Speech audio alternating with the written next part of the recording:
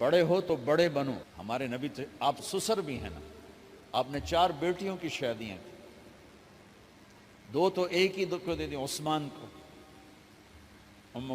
رقیہ اور ام کلثوم رضی اللہ تعالیٰ عنہما حضرت عثمان کے نکاح میں، ابو العاص رضی اللہ تعالیٰ عنہ کو زینب، اور سب سے پیاری محبوب بیٹی حضرت علی رضی اللہ تعالیٰ عنہ. باقی 3 نکاح بڑے سادہ کیے. حضرت فاطمہ کا نکاح بڑے دھوم دھام سے کیا. ان کا رشتہ لے کر صدیق آئے، یا رسول اللہ میں خواہش مند ہوں، آپ چپ رہے. پھر حضرت عمر بعد میں گئے، یا رسول اللہ میں خواہش مند ہوں، آپ چپ رہے. تو عبد الرحمن بن عوف رضی اللہ تعالیٰ نے حضرت علی سے کہا، علی تو جا، تجھے دے دیں گے. وہ کہنے لگے میں تو بہت غریب ہوں، مجھے کہاں دیں گے.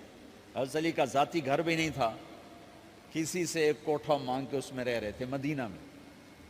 کہا نہیں تو جا جا. تو یہ مسجد میں پہنچے، اللہ کے نبی کو دیکھا تو